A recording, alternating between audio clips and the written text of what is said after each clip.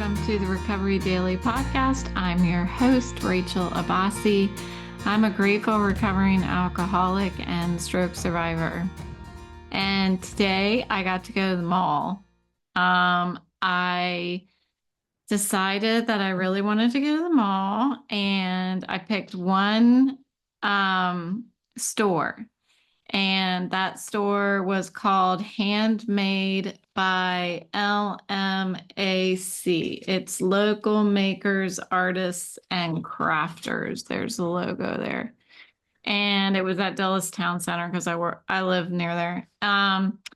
So I went to my one store and I was super excited. I got all dressed. I had earrings on and everything. And so my husband brought me, we parked near the entrance where the store is, and we went to the directory to make sure that we just went straight to the store. And he navigated to find the directory and then found the store. So it was right there. And then I just went through the store very slowly. He was with me for part of the time, and he was like, "Oh, look at this, look at this." And I was like, I can't.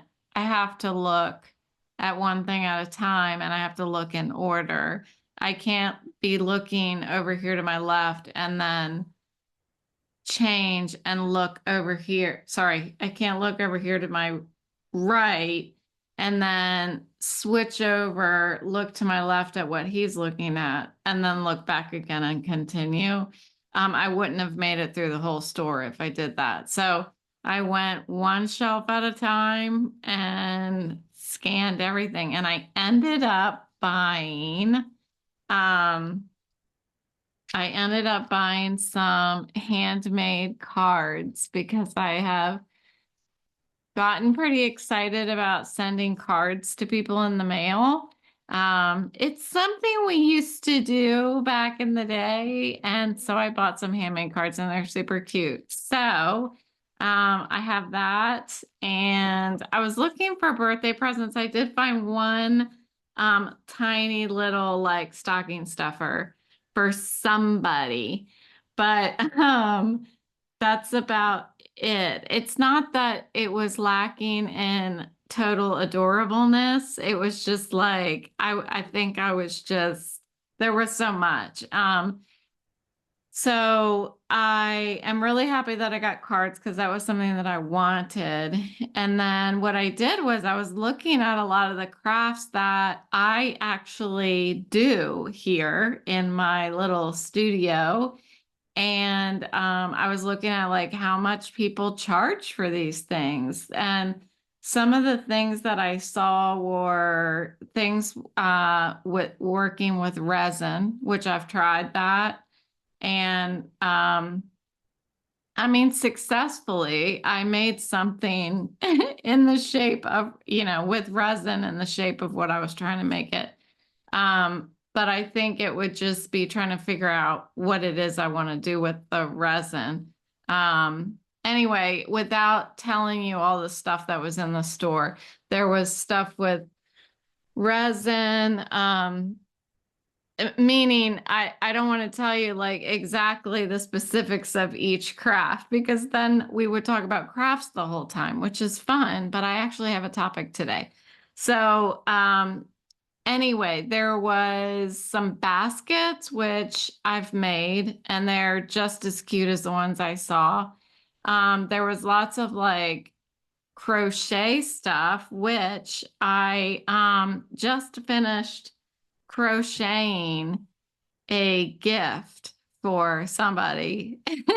And right now it is hardening. I put some hardening spray on it. It's a purse. Believe it or not, I know I've only been crocheting for a week, but I made a purse, and I'm pretty impressed with myself. I didn't have a pattern or anything. I just whipped up this purse. So that's what I do. So yeah, there was just lots of stuff, and these things were like $30, $50. There were even some tiny little paintings on, I mean, they must have been 2 inches by 2 inch pieces of paper, or I guess artist paper or whatever. And they were little painted pictures. And I thought, well, I paint my pill bottles, which I'm painting another pill bottle, and they just called it tiny art. And mine are better than theirs, totally. So I'm kind of getting excited. I really want to continue to create like an inventory of crafts and definitely be in a craft show. So I need to look into what craft show I want to do, but it's fun. It's fun. I'm glad that I've found something that gets me excited, right? So that's what I did today. What I don't know is if any of that stuff that I saw sells. Like you can make it, you can put a price tag on it, you can put it in a store, but are they actually selling? That I don't know. I have to try it myself to find out if people actually like what things people want, and then I can make more of those. So all right. I mean, I do the podcast every day and I don't, there's no money exchange happening for this whole thing. I've certainly thought of like, how can I monetize what I'm doing? But not the problem, but the thing that I want to keep in mind and at the forefront of my mind is that I didn't start this for money. I started this because I needed saving, right? I just said that the other day. And I wanted to share my experience, strength, and hope if anybody else needed saving too. You know, if anybody else needed, I wanted to make it easier for people to hear real stories, real stories of recovery that are not like fancied up or anything. It's just somebody talking about alcoholism and stroke survival and vestibular disorders and all the other challenges of life that all of us face. So I just do it. I just put myself out there and talk with full honesty and vulnerability about all of this stuff. And I've had people thank me for that, that I am brave enough to talk about these things, and that makes me feel good, and that's why I'm doing it. I'm not doing it because I want to make money. um but wouldn't it be nice, isn't it, wouldn't it be nice to make money doing the thing that you love to do? And that's what I felt like I was doing in my career that I had to walk away from. I was making money doing something that I love to do, which was being creative. And so I'm finding ways to be creative now. And I haven't yet injected any money into that equation, but I'm in recovery. I have to remember that. I'm in recovery. I can't get ahead of myself. I am an overachiever, and I have to remind myself that what I'm here for and what I'm doing. So now that I've talked myself back into focus here, today's topic is from the outside in. I want to talk about how we can do the physical action on the outside in order to let the inside evolve, let the inside change. So the meeting topic this morning, in my 7 a.m. meeting, because it's Sunday, so I only have one meeting on Sundays, was faith in action. And it really what it was speaking to me about today was how you can do the action and the faith can follow.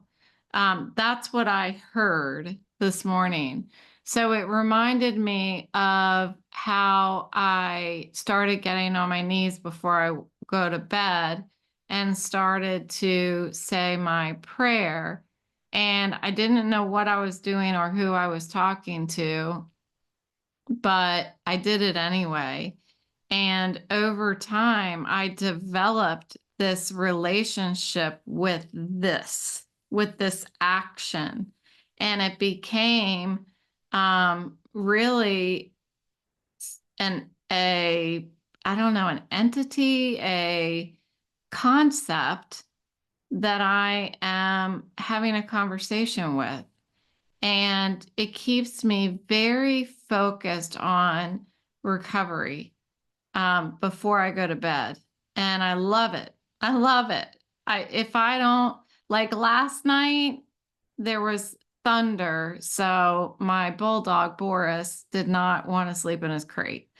And when he doesn't want to sleep in his crate, he's like panting and he's slapping his big old lips together and stuff like that. So I let him out. And then my Weimaraner was like, hello. So I let her out too, which is a bad idea. And so they slept with me. So when I got in, I just got right in bed because I just ever wanted everybody to go to sleep. So I didn't do my prayer. I didn't get on my knees to do my prayers. So when I got in bed, I just did them laying down like that, which is fine. But I have this whole ritual that I like to do. And so I feel a slightly off when I don't do that. But um, anyway, no, I did not sleep. To finish that story, I did not sleep well last night because my Weimaraner likes to sleep right here in this top part, so like I'm holding her. And so I can barely move because she's literally laying on me partially. And then the bulldog will go to sleep on the opposite side. So the back side of my legs, that bendy part. So I've got one dog on the front part, one dog on the other part down by my legs. And that's how we fell asleep, which was super cozy. And I had a big smile on my face when I fell asleep. But that lasted until probably about midnight. And then I was like, oh my gosh, I got to put everybody in their crates. I can't sleep because it gets hot. There's all this body heat. Yeah. So, anywho, let's get back to the topic again. Um, so that physical action of getting on my knees before bed was a way to cultivate my faith. Um, and so I wanted to talk about how that has made a huge difference in my life, doing the physical action first and letting the inner movement follow. And that I've noticed that can apply to across the board. I've talked also about how you can smile on the outside and a smile will come on the inside. Sometimes before I go to bed, I'm listening to the Calm app and I listen to a really short meditation by Tamara. And sometimes she'll say to allow the corners of your mouth to slightly smile. Um, and I do it because Tamara says to do it. You got to do what Tamara says. So I slightly do it and then I feel it. It's amazing. It really is that we can do that. So whether it's faith, joy, enthusiasm, relaxation, or inspiration, like we can cultivate these things, these emotions by working on it from the outside in. If we don't feel it, but we want to. Does that make sense? And so I wanted to talk about how taking physical action can transform our inner world. So starting with faith, um, I already talked a little bit about it. Um, have you ever been in a situation where you felt lost or uncertain? And one way to build faith is by physically acting as if you already have it. And that's what I have done by getting down on my knees. But I also have done it at work and in different instances where I'm like, it was suggested to me to pray. Um, a lot of times early in the program, our sponsors say, have you prayed about it? And it really took me years to do that on my own because in the beginning, I was like, what's that going to do? You know, what's it going to do for me to talk to something that I don't really have a full understanding or concept of? How is that going to help me? But things like attending a meeting, participating in prayer, or like just sitting quietly and reflecting can create space to grow faith.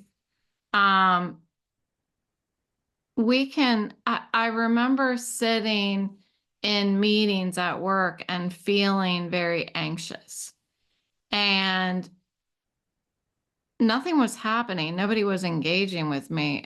It was probably something like, I'm going to present later in the meeting or something like that. And so I would have a lot of anxiety. And while I was sitting there, this is part of the time when I was learning how to do this, I would invite my concept of my higher power into the space, whether that was into the room, into my heart, into my mind, whatever. I was inviting the concept in. Um, Basically, don't forget you've got this other thing you can rely on. That's pretty much what it was. That's how basic and like how elementary it was in the beginning, that I was like, okay, this is a time when I would remember that I've got this other thing that I can rely on. Whatever it is, it doesn't matter. But I'm gonna start having an internal conversation with it. Like, give me the strength, help me to calm down, that kind of thing. I wouldn't have said, give me the strength. That doesn't sound like me. But I would have said, like, if you're out there, like, help me to calm down. Like, if this thing is really going to work, like, show me that you can help me calm down. That kind of thing. That's what my prayer would look like in the beginning. And just that physical act or that decision to and it is an act if you're, even if it's quiet, praying in your mind or having a conversation with your concept of your higher power, that act of showing up and being present um, fosters faith. That act of inviting your concept in and trying to mold it and shape it into your life, that fosters faith, and that is an action. And so when I feel over time now, when I feel um, fearful, stressed out, pissed off, all of these things, nervous, anxiety, like when I feel this kind of shakiness in my recovery and I'm uncertain, which is constant, I'm uncertain about what is happening even tomorrow, much less next week, next month, next year. I don't know what's happening like I used to feel like I did. Then I engage in this kind of practice. And whether it crosses the line between faith and spirituality, I don't know. But it is an act of trying to get out of self and more be aware of where my body is taking up space and what kind of reactions, physical reactions that my body is having from all of the mind racing. I have like a hamster constantly running in my head, and that has never stopped. Um, I can now slow it down by doing these types of physical acts. And I'll talk a little bit about like relaxation and stuff. But that is the feeling of faith and or spirituality that can come when I acknowledge that, oh yeah, I have this friend of mine and I'm calling him my higher power and I'm building a relationship with him. And I'm not going to be able to build this relationship with him unless I talk to him and I invite him in and I into whatever is happening in my life, good, bad, indifferent, invite it in and see how it molds itself into my life. It's like making friends with somebody. I have this friend in my program that this always happens in my life. Okay, you might laugh at me, but there are times when like I'm new at something, like I'm new at work. I remember this clearly. When I was new at my company, there was this one woman. She was my age, a couple years younger than me, but that doesn't matter. And I could hear her laughing and I could hear her talking about things that made me laugh. And she made me happy, but I didn't know her yet. But I made a conscious decision that her and I were going to be BFFs. I just knew that. And so, and that's what happened. Like she was and still is. We both aren't at that job anymore. But she's the one that I ended up like running with when I got sober and all kinds of stuff. Like I sought out somebody that made me feel, I wanted what she had. I wanted to feel the happiness and fun that she felt. And this uh, other woman in my my sobriety network, same thing. Like I just pick out these people that I'm like, oh, we totally need to be best friends. And I just make that happen. Like I start engaging with them. I start um, asking them questions. I start inviting them to different things. And that's how you become friends with somebody. And that is the same sort of attention I need to give my higher power. I need to invite him or my, I don't want to go too far into it, but my higher power is like a lot of different things. So I need to invite this concept into my life, whatever I'm doing, and ask it to come and hang out with me. and that's how I can build that faith. Um, and then cultivating joy and enthusiasm. So sometimes it can feel like there is no freaking way I can calm down. There's no way. Like, I am so stressed out. I am so worried. I'm on the brink of tears, but joy can be still cultivated even during those times. And I know that because I've done it. Like something as simple as smiling on the outside can make it happen. What I have found that when I'm in those situations, I can smile, say I'll go into the bathroom and I'll smile. Well, while I'm smiling, I feel like this spark of joy.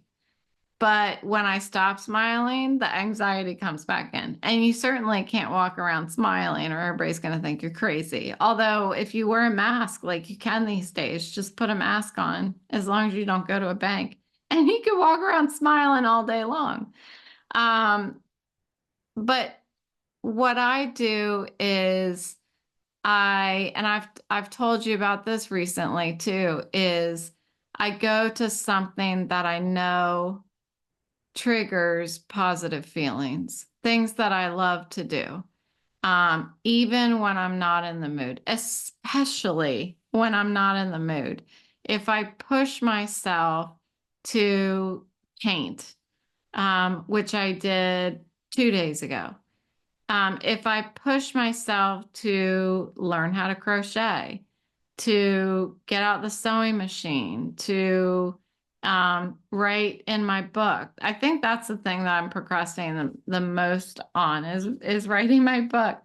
But doing the things that I love to do, sometimes I will simply grab one of these Jolly Ranchers and that will change my entire mood. It's true. It's totally true. And an ice cream cone will change my mood also. Um, Taking a walk outside without my headphones, that will change my mood. Instead of listening to my audiobook, like going out there and listening to the world. Have you ever like gone outside and listened and tried to hear the furthest away thing that you can hear? Like listen and be like, okay, that traffic sounds like it's maybe a half a mile away. And then try to see if you can hear something further than that. I don't know if you've ever done that, but I have. And it's fun to do. And then pick something you want to listen for and see if you can hear it. And it's kind of like a little Where's Waldo with hearing. And I don't know if I'm doing that because I rely so much more on my ears now, but I've been starting to play these little games with my hearing and but outside because I enjoy the outside and I love hearing all the different sounds and stuff. So that's something that I'll do that will change my mood. Um, Spending time with loved ones. So my daughter has given me a couple gifts that have been that I've gotten to enjoy them all year long. One thing that she did was she gave me a glass jar, and inside there were 365 reasons why she loves me. And I'm still going through them. It is over a year later, but that's because when I miss her and I want to be happy, I open one.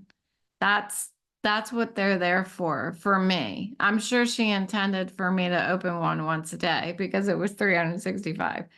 But I wanted to save them for when I really need them.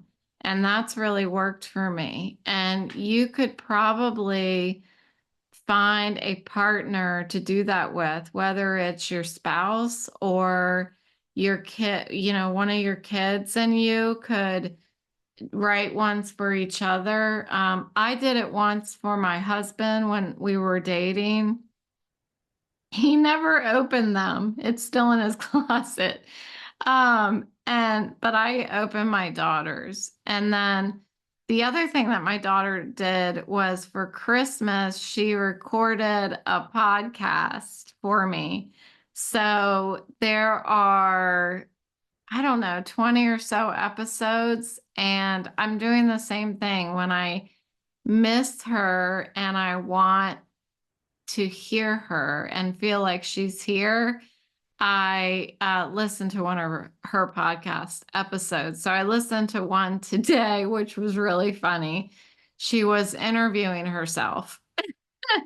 And it was funny. It was questions like, "What's under your bed right now?" And she's like, "I don't know, Mom. Let's see what's under my bed." And she like checks under her bed and there's like extra toilet paper and a plastic bin under her bed. It's just like ridiculous. It was like 20 minutes long. It was really funny. So these are things that I save. These are actions that I take in order to um, have joy kind of naturally come up, things that I know will make me happy. It's about doing the action first and then letting the emotion catch up. And when I engage in these activities, um, joy is something that I can activate. I can bring it to the surface. It's moving aside that negativity, whatever it is that's bothering me, name it. I always talk about that. Name it. Is it stress? Is it anxiety? Is it fear? Name it. And then, acknowledge it and say, okay, I'm going to choose to do this activity, listen to my daughter's podcast, and that will replace or push aside or heal whatever that negative feeling is so that joy can come up to the surface. Enthusiasm is I I feel like I'm a pretty enthusiastic person. I think I'm probably not completely annoyingly enthusiastic on this podcast. I'm hoping I'm not annoyingly enthusiastic, but I could probably be more enthusiastic, but I don't know. Some days I'm not talking about things that are very uh, inspiring of enthusiasm. But um, to get enthusiastic, same thing. I will really dive into something that really makes me happy. And that might be an ice cream cone. That might be going to the mall, making a plan to go to the mall because I decided like 3 days ago that I wanted to go to the mall and I told my husband and he was like, "Yeah, sure." Um, so I got to be enthusiastic about going to the mall to one store for 3 days. So that is how I cultivated enthusiasm because I wasn't feeling very enthusiastic the few days prior to that. So another example of cultivating a new mood. Relaxation is another emotion. Is it emotion? Thing, feeling that we can cultivate from the outside in. Um, I have lots of tools in my toolbox to relax. And I think that over the past year, this has just multiplied because I've needed it so badly and because I've talked to my psychiatrist about it. So taking a deep breath, is a big one for me. Um, I wish I could take a warm bath, but I have a bath one of those baths with a jet jets on it. And if you fill up the water to the point where the jets are, the bathtub leaks. So I don't take a bath in there. I mean, we have other bathtubs, but I really would only take a bath in the nice big bathtub. So I don't take a warm bath. But one thing that I do is give myself a pedicure. So I can fill up the bathtub below those jets. And I put some Epsom salt in there that smells like lavender or something like that. And then I will straight up like listen to classical music and soak my feet and, pretty them all up and everything. And I actually ordered like a pedicure kit and I light a candle in there. Like it is straight up spa day when I do it. And it's really fun. I love it. It really, really calms me down.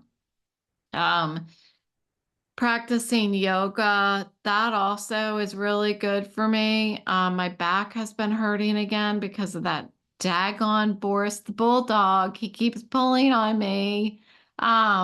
So yoga, I've had to alter it a lot in order to do it, but it really does calm me down.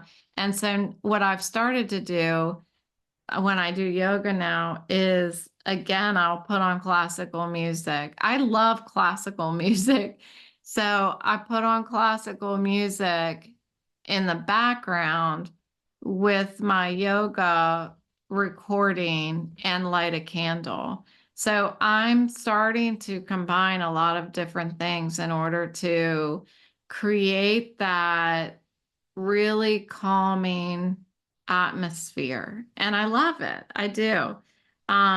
These physical activities that I'm doing can help my body signal to my mind that it's time to relax. And I've had days where my mind is racing, and that hamster in there is running and running in that wheel, and I can't seem to calm down. And sometimes I will lay down, just lay down and focus on my breathing, which, I'm not a big fan of doing that because I feel like I can't breathe when I do that. But I will listen to my bulldog breathe. So he's good for something. I'm kidding. So doing that sometimes is just all I need is to lay down and guide my mind into a relaxed state. Sometimes I'll lay down and listen to the Calm app for 10 minutes. And these physical actions of relaxation can lead to mental relaxation. And if nothing else, it could just lead to sleep, which is good. Sometimes when I am all spun up, all I need is to take a nap, which I can do. Sometimes I don't like taking naps because they are boring to me. But after I do, I'm usually grateful that I got to. Inspiration, finally. Let's talk about inspiration. How can we cultivate inspiration? I keep itching my nose because I think I have Boris the Bulldog's dog hair on me. So anyway, that's why I keep itching my nose. So there are times when we feel stuck creatively, blocked and uninspired, but rather than waiting for inspiration to strike us, to hit us over the head, we can take some sort of project or some sort of action to get ideas for projects. And I have lots of different things that I do for inspiration. And some of them, like yesterday, I sat down on my couch and read one of my coffee table books. And when I say read, I mean I looked at the pictures. And what I noticed are the different plants in all the pictures. I even know what the book was about when I opened it. I just sat down and I was like, huh, a coffee table book. I never look at the coffee table books. I wonder what this is about. Even though I bought it because it was a really pretty book. But it was about spaces and houses. And I had forgotten what it was about. And there's a whole section on like what plants you have in different spaces, whether you have low light or high light. And so I was sitting there flipping through the book very slowly. And I noticed that a lot of the different plants in the book are plants that I have in the house. And I was like, oh, that plant is supposed to be in low light, and I have it by the window. I should switch that with the other one that is not by the window, that needs more light. So just by looking at things and like taking a break and looking at something you wouldn't normally look at can lead to inspiration. I was looking at another coffee table book, actually. This was last year. This was at the very beginning of this stroke recovery. I was looking through another coffee table book and I thought, and I was trying to figure out something that I could sew. And I thought, why don't I sew a landscape? Like, take all this fabric that I am donating to Goodwill, like my clothes that don't fit me or they're worn out or whatever, and piece them together using different textures and colors and mimic one of the landscapes in the book. So I did it. I did like three of them actually, and it was really cool. And then I thought, I could piece these together and make a big landscape quilt. And so that was the beginning of my sewing adventure that I'm still on. I have not been making any more landscapes, but I have made clothes. I started a sewing class. I have a sewing class again in 4 days. So just that small act of sitting down with a coffee table book led to an entire year of enjoying a new hobby. So that's what I mean and by taking some sort of action. Sometimes it's even just journaling. One thing I did also was I sat down with my Remarkable tablet, which I showed you guys yesterday, and I started just doodling because I have a friend who doodles all the time. And so I was like, maybe I wouldn't mind doodling. And so I started doodling and I found myself drawing clothes, like clothes that I could sew. And that led to me doing sewing some of the clothes. And that was the same thing. I took my Goodwill clothes and I took them apart and put them back, put them together with each other. And I sewed something like I sewed a dress that was made out of a long sleeve shirt and a dress and something else. I can't remember what, like a t-shirt or something.